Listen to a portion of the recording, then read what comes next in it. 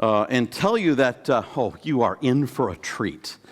Wow, can we wake you up after lunch? Absolutely. Because change comes with inherent chaos. Oh boy, does it ever. But then chaos doesn't have to be bad. Our next speaker is a Second City veteran, and he joins us today to share his hilarious experiences in identifying chaos, addressing it, owning it, harnessing it. What you're about to discover firsthand is tools to master the nimble mindset as well. Give it up for Pat Dwyer.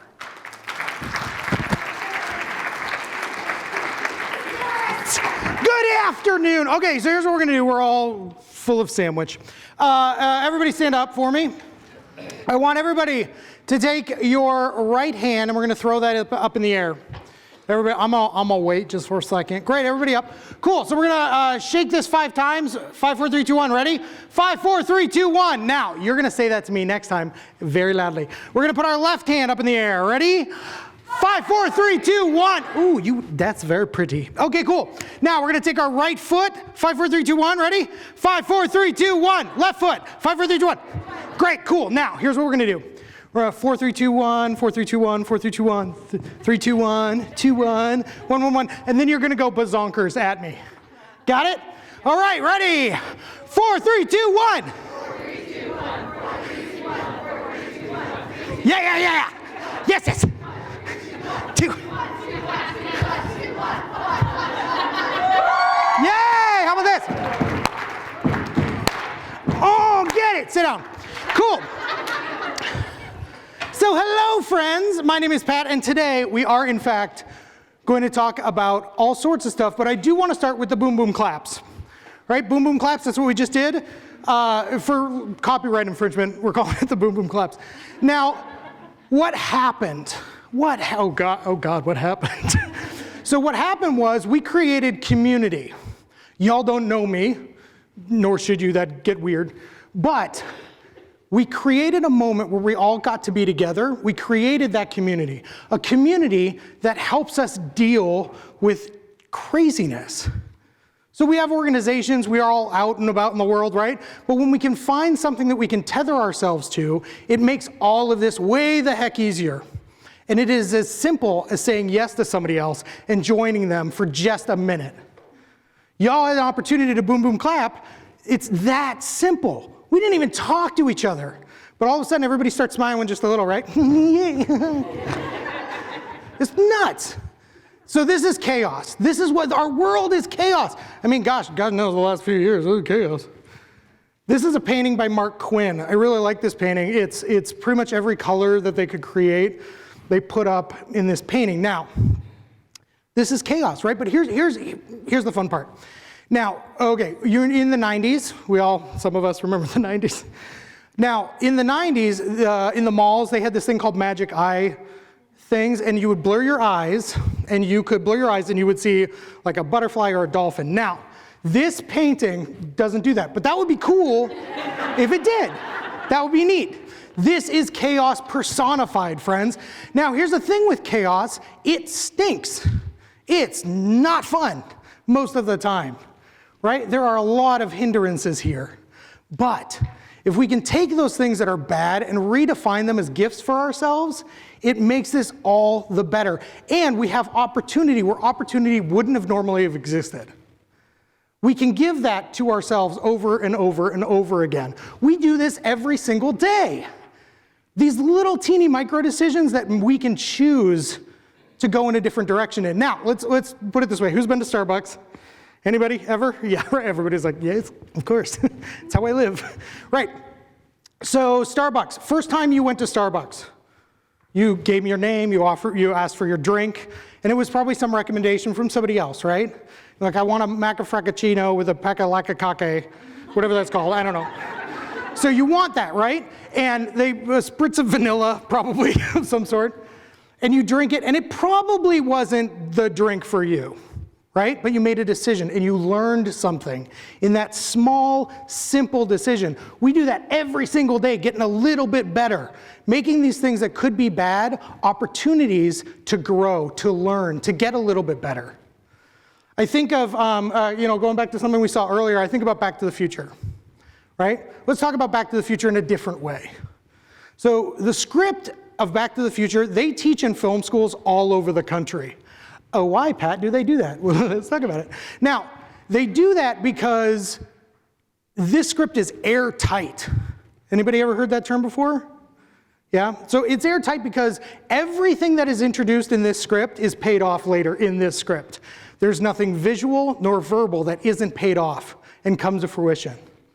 Like y'all ever heard of the internet? Yeah? Okay.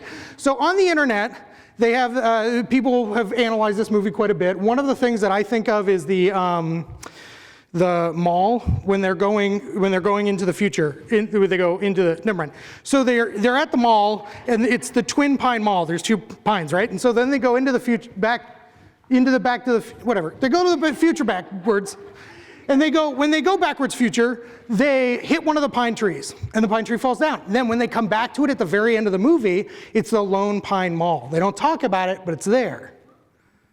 Earlier in that movie, when they're panning across a bunch of clocks, one of the clocks has somebody hanging on it. It's the exact shot you see later. Everything is paid off. Things that seem like they should not make sense ultimately make sense. That is a lot like what we deal with every single day.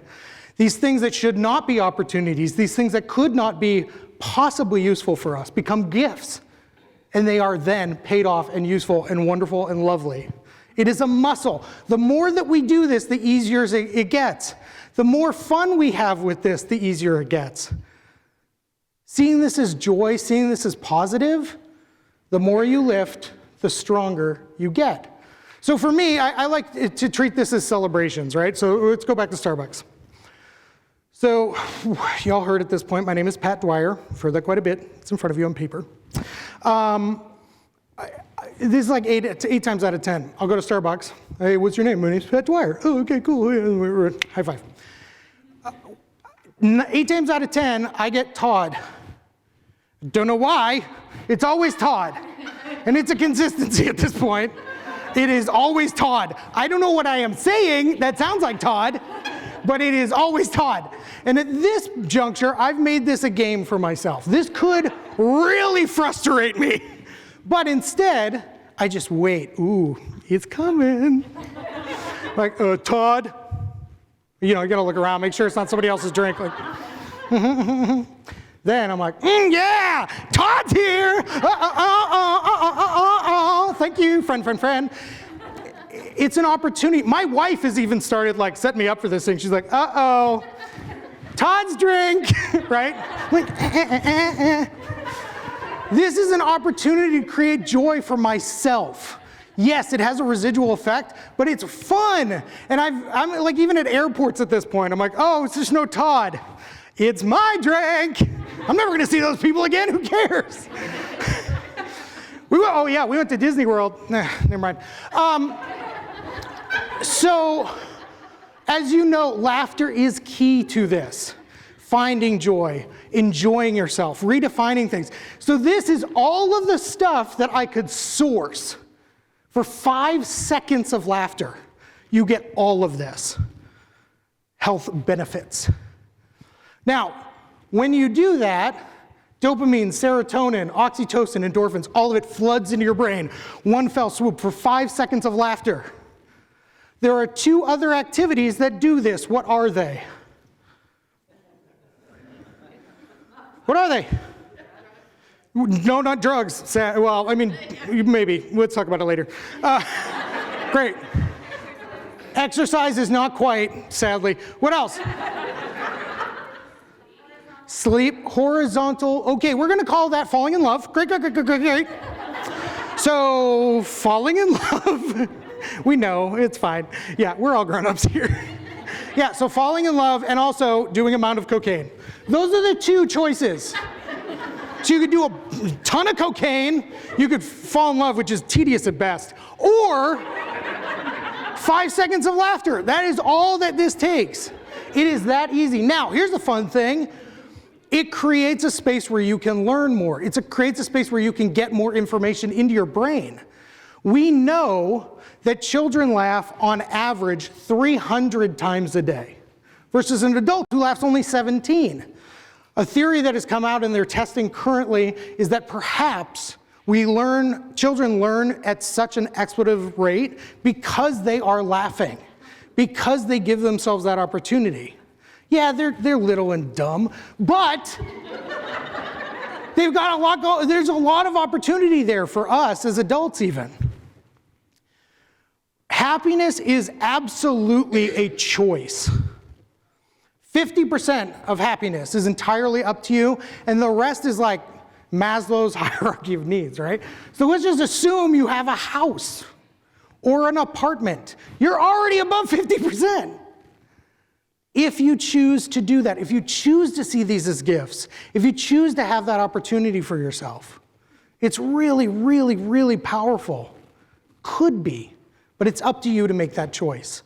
Now, so y'all heard I've done improv, I've done sketch, things like that. Now, improv certainly helps us activate a lot of these things to help us to move to the place of choice, to make this okay for ourselves. So these gifts, these are some of the tenets that we use in improv. So for starters, we give generously to one another. Somebody comes up with an idea, absolutely, let's see what happens. I'm gonna give you a little bit more so we can keep moving forward. Secondly, yes and. A lot of us have heard that at this point, it's all over the place, but yes, I agree with you, and I'm gonna build on that idea. Yes, we're going to the moon. Yes, we are. And the moon is made of cheese. Oh, yes, it is. And there's mice up there. Oh, there is. Et cetera, et cetera. Right? We just keep moving forward. Forgo mistakes. Why would there be a mistake if everything is yes? It doesn't exist. If we are supporting each other for moving forward, if we're saying yes, admittedly in business, that is a scary thing to do. It is. Yes, she's like, yes, Pat, you are right. That is the worst. But we have an opportunity to say yes and just try it out. We can always go back. And then finally, totally go for it. Jump in. Now, here's the thing with this. In regards to going back, we never go back. Ever. That's the myth of change. There is no going back because we learn something, because we take something forward with us, because we get better. Because all of this junk is cyclical. It is fun, it's silly, it's goofy. We have that as an opportunity for ourselves. Now, I just showed you these improv tenets. Let's give you an opportunity to see that in action, shall we? Now, as of right now, I'll do this. I'll just model this for you to make it a little bit easier. So y'all want me like, what? What are we doing? No, it's okay. So, okay, drink this in. Yeah, all right. Check it out. Now, there's something in this, y'all know something in this room that I don't know. In general, you know a lot of things I don't know. So look at me, take me in, guess, or put on me what you think I don't know anything about. Somebody, anybody? What was that back there? Golf, that's incorrect. I love golf. Robots, I don't know anything about though. Robot golf, even less. So I'm gonna talk about robots. Thank you, we can play golf later, it'll be fine. Right now, as of right now, I am the foremost expert in robots. And I am gonna give you my TED Talk on robots.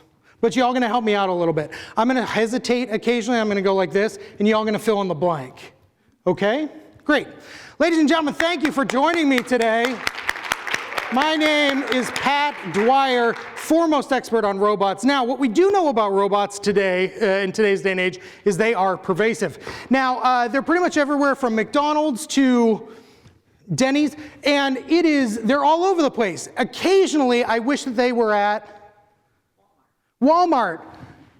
The people there are robots, but the rest are not. It's just amazing, the things that we can do. Now, robots occasionally need different parts. Sometimes they break their hands and wheels. Their hands and wheels, which for robots are interchangeable, which is nice, because they can scoot around a bit, which is good for us. It's the future. This is the future. This is the future. Now, robots are great at learning. We know that from many different things. They're really good at learning about golf. They're very good at learning about golf. Now, playing golf, different problem. I tried to play with an Apple II GS. Didn't work out. I slammed it right into the computer. Now, they don't get out much, but when they do, robots, among other things, they love to go out. They love to be with their families. They love to scuba dive, which is a one-time event for a lot of robots. But they love it. They love it. It's similar to jumping out of a plane without a parachute. It's kind of the same. Great. Thank you very much. Thank you, thank you, thank you.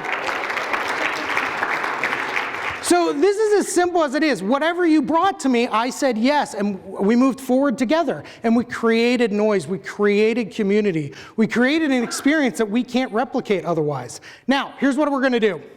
I need 4 volunteers, 4 fun volunteers. Anybody at all? Go ahead. Yeah, I know. These people over here are like, yeah, I know. It's going to be one of you. So that guy, 1, 2, 3, 4, 5. Yeah, come on up. No, it's okay. 5. Come on. Come on, we got 5. Come on, line up behind me here. I'm going to hop off the stage, so this is going to get weirder for you guys. Now, okay, so I want you to go ahead and line up right here for us. Now, ladies and gentlemen, behind me is the smartest doctor that's ever been created and ever will exist. This is Dr. Know-It-All. Now, Dr. Know-It-All has 5 different brains, but Dr. Know-It-All can only speak 1 word at a time down the row and then keep going in a circle because there's just so much brain power there. So here's what we're going to do. Just for starters, just to work it out a little bit. Dr. Know-It-All, how you doing today?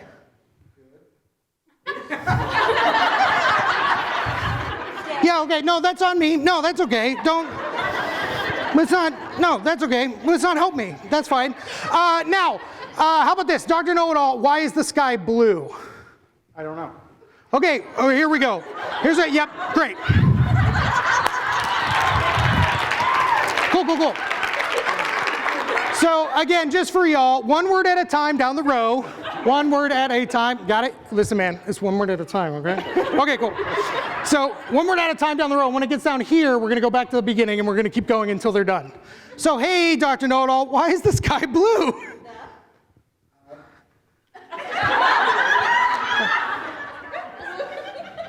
Because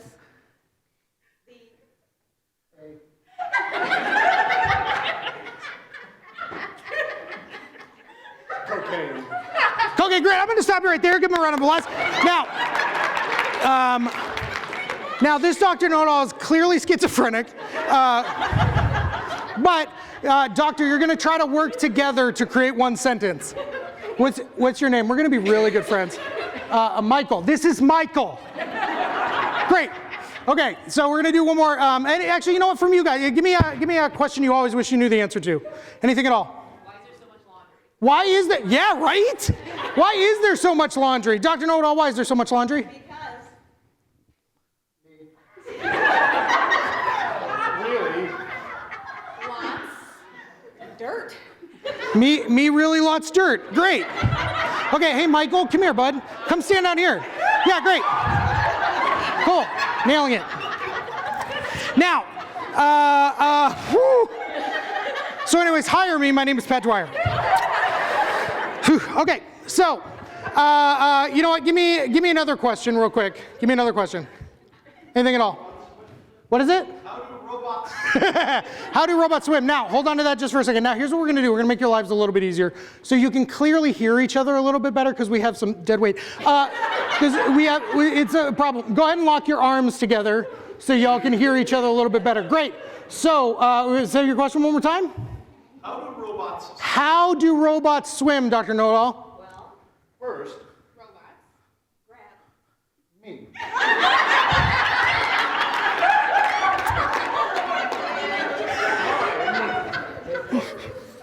flotation device.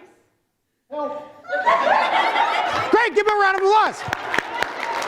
Now, we're not ever sure when the sentence is over, right?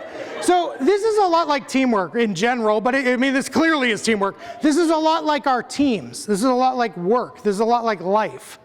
We're trying to add something to the mix, right? We don't know when it's happening. We don't know when it's stopping. We're going to keep moving forward. And if there's one person who's playing a different game, Michael, it changes the way that we have to play the game collectively, right?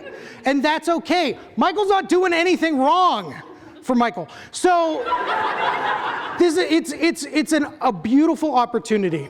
Now, Dr. Noel, we're going to do one more question for you. Give me one more. Give me one more. Anything at all. How are babies made? Okay, nope. Nope. Have you seen Michael? We're not. No, give me another question. Something that is kid approved, ideally. Anything. How are crayons made? How are crayons made? Michael, watch out, man. Okay, how are crayons made? Crayons Typically, are made sharpened, by taking, a knife. fast, Fast. Fast and then taking a wax. done. Good, give him a round of applause. Thank you, friends. So you can go back down and give him a big round of applause.